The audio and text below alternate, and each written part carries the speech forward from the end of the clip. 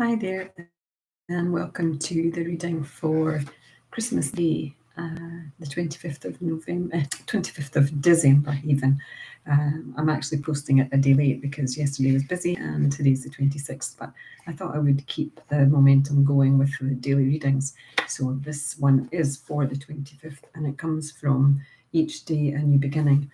And if by chance, this channel stays for a long time and you're checking this out at some later 25th of December and you find yourself in here checking this out, then this reading is for you.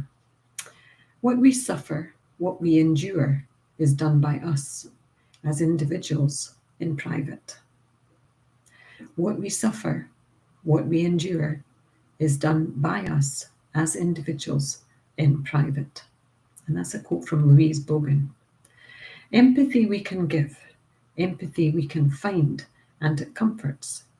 But our pain, the depth of it, can never be wholly shared, fully understood, actually realised by anyone other than ourselves. Alone, each of us comes to terms with our grief, our despair, even our guilt.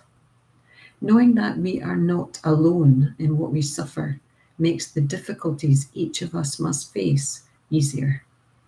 We haven't been singled out, of that we're certain. Remembering that our challenges offer us the lessons we need in the school of life makes them more acceptable.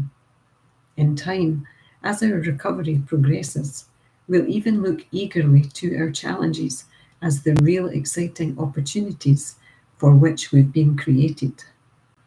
Suffering prompts the changes necessary for spiritual growth.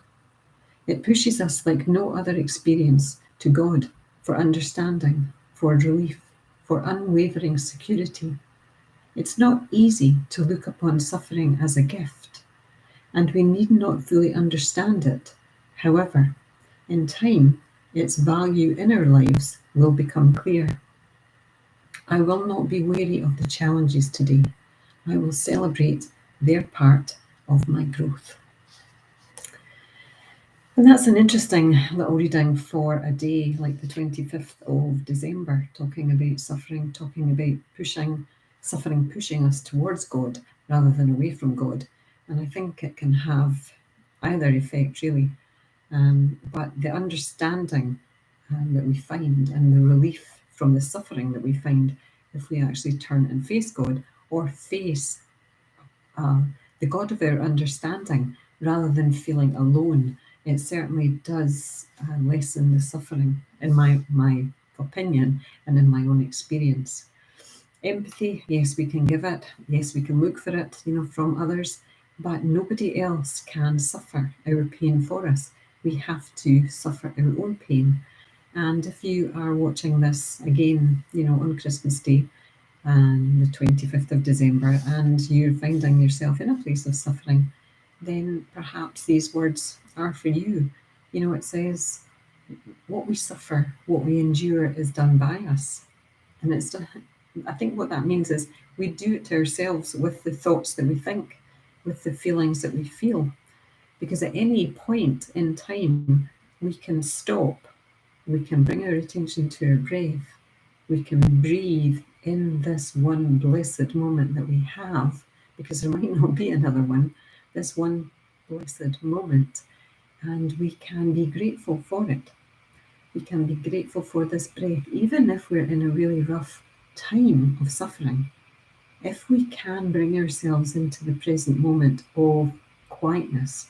So the practice of meditation daily is really, like, it comes into its own when we go through a period of suffering.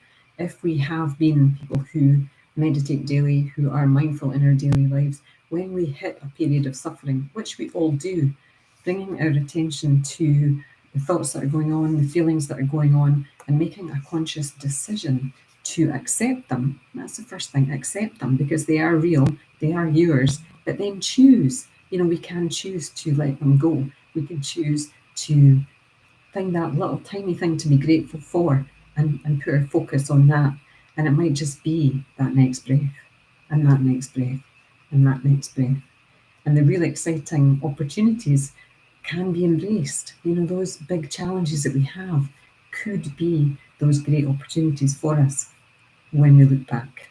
So that's 5 minutes up, and I'm wishing you all well. And if you find this on a Christmas day on the 25th of December, Merry Christmas.